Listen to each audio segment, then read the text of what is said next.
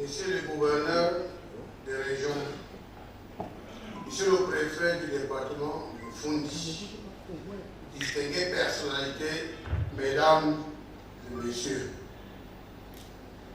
les travaux qui s'achèvent ce jour nous ont permis, compte tenu du contexte actuel, marqué par l'intensification des préparatifs des prochaines élections au plan national et local, de faire le point de la situation sécuritaire du pays telle que prescrit par M. le Président de la République, son Excellence Paul Biya, chef de l'État, qui a autorisé la tenue de cette rencontre.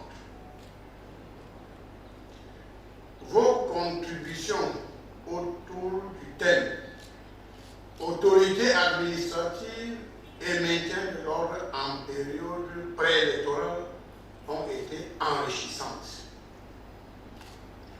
L'importance que revêt cette thématique dans le contexte national actuel, nous allons donner l'occasion de revenir abondamment sur les grands sujets d'intérêt national, avec une attention particulière sur les questions politiques, économiques, sociales et sécuritaires. Dans cette veine, je me réjouis de la qualité de la communication conjointe de M. le secrétaire d'État auprès du ministre de la Défense chargé de la gendarmerie nationale et de M. le secrétaire général de la délégation générale à la sécurité nationale, représentant M. le délégué général à la sécurité nationale, sur l'évaluation de la situation sécuritaire du pays. À cet égard, il y a lieu d'affirmer qu'en dépit des atteintes à la tranquillité publique que l'on peut déceler ça et là, dans quelques-unes de nos régions, la situation sécuritaire du pays est globalement sous contrôle et la paix règne sur l'ensemble du territoire national. Sur la houlette éclairée de son Excellence M. Paul Biya, président de la République, chef de l'État, chef des armées, le Cameroun est bien tenu et le sera davantage en 2025.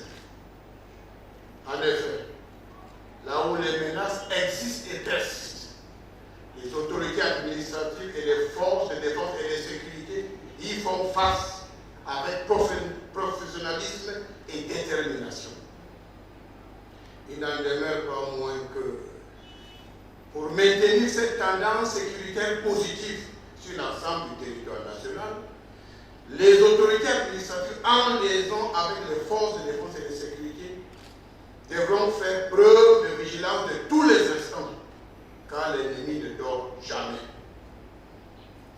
Vous devez créer et installer dans vos unités de commandement respectives les cellules de veille sécuritaire, véritablement opérationnelles. La recherche du renseignement prévisionnel doit être constante.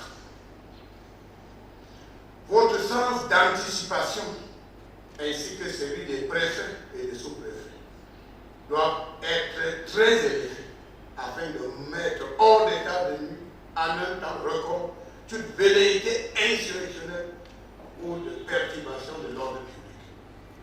Sur ce chapitre, le ministre de l'administration territoriale tient à dire aux acteurs politiques de l'opposition qui brandissent l'épouvantail du chaos lors de l'élection présidentielle de 2025 que ce scrutin se tiendra dans le calme, la sérénité et sans perturbation comme en 2011 et en 2018. Et bien plus, les textes qui encadrent le processus électoral seront scrupuleusement respectés.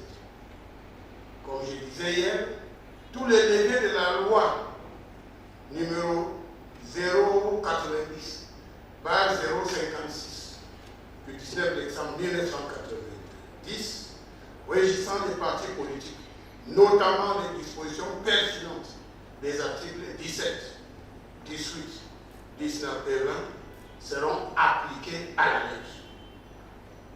Par conséquent, le MINED met en garde les acteurs politiques heureux hantés par les démons de la déstabilisation. Ceux-ci seront traqués où ils se trouvent et traduits devant les instances judiciaires selon la gravité de leur forfait. Aucun écart de comportement ne sera toléré. Monsieur le gouverneur de région, distingués personnalités, mesdames et messieurs, pendant nos travaux, nous avons largement échangé sur la situation préoccupante des accidents de circulation sur certains de nos routes. À cet égard, je vous demande d'engager un rapport avec les administrations concernées toutes les actions pouvant permettre d'inverser cette courbe actuelle qui, au demeurant, devrait interpeller notre conscience collective. Comme en 2007, vous devez prendre des décisions idoines pour réglementer les heures de circulation des véhicules gros porteurs qui font des ravages sur nos routes, notamment l'axe Yaoundé-Douala-Bafoussa, tristement surnommé le triangle de la mort. Le même degré de vigilance devrait être accordé au secteur des mototaxis. Je vous engage à cet effet à intensifier la campagne d'identification des conducteurs de ces engins à dos. Dans certaines localités criminogènes du pays, les engins à deux roues seront remplacés par des tricycles plus convenables au maintien de l'ordre. Comme je l'ai indiqué à l'ouverture de nos travaux, aucune complaisance ne devra être tolérée. La rigueur devra être observée. Les récalcitrants devront être interpellés et remis à la justice. Dans un autre siège, je vous demande, monsieur le gouverneur, de suivre avec la plus grande attention l'exécution des projets de développement en cours dans vos régions respectives. Vos rapports semestriels devront être transmis pour la très haute information de son Excellence, Monsieur le Président de la République. De manière générale, je vous recommande une fois encore, Monsieur le Gouverneur, de veiller conformément à la législation, à la réglementation en vigueur, au suivi des activités des partis politiques, des ONG, des associations, à la lutte contre les discours haineux et xénophobes, à la lutte contre le désordre urbain, à la lutte acharnée contre la grande criminalité en zone urbaine et interurbaine, à la lutte acharnée contre le terrorisme et le grand banditisme, à la lutte contre les faux médicaments, le trafic illicite des produits pharmaceutiques, à la lutte contre l'exportation illégale des produits de première nécessité, à l'encadrement de la chefferie traditionnelle, par le respect des règles qui gouvernent la désignation des chefs traditionnels ainsi qu'aux us et coutumes des communautés concernées, à l'examen approprié des dossiers relatifs aux questions foncières et domaniales. Monsieur le gouverneur du secret personnalité, et les rapports présentés par le secrétaire d'État à la défense chargé de la gendarmerie nationale et par le délégué général à la sécurité nationale représenté par son secrétaire général, ainsi que vos exposés, démontrent clairement que le trafic de drogues et stupéfiants prend des proportions inquiétantes dans notre pays. Le danger est plus grave car le milieu scolaire est sérieusement menacé par la consommation des drogues. Cocaïne, cannabis, tramadol, héroïne, whisky en sachet, etc. qui sont, comme vous le savez, prohibés dans notre pays. Il s'avère que les trafiquants de drogue qui agissent en bande organisée bénéficient de plusieurs complicités, ce qui est regrettable. Les gouverneurs de région doivent désormais mettre sur pied des mécanismes de contrôle pour briser et dénoncer toutes les chaînes de complicité qui entourent la commercialisation et la consommation des drogues et des stupéfiants. gouverneurs de région, toutes les mesures nécessaires pour sceller les cargaisons des drogues saisies dès l'interpellation des trafiquants. Les stupéfiants saisis devront être publiquement détruits en présence des représentants de tous les corps de métiers concernés par les enquêtes en la matière. Les interventions de quelque nature que ce soit pour libérer les cargaisons des drogues saisies ou pour libérer les dealers dangereux dans ce secteur devront être portées à la connaissance du ministre de l'administration territoriale, qui prendra des dispositions idoines en relation avec les autres chefs de corps.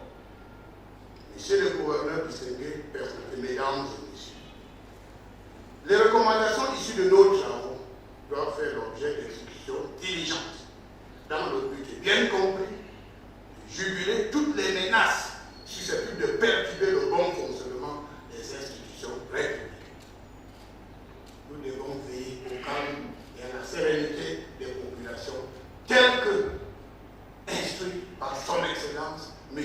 Paul Biya, chef de l'État, chef des armées, maître souverain des institutions républicaines. Je vous souhaite bon retour dans vos unités de commandement respectives. C'est sur cette note que je déclare clos les travaux de la première conférence CNSL des gouverneurs de région au titre de l'année 2024. Vive son Excellence M. Paul Biya, président de la République, chef de l'État, chef des armées, vive le Cameroun.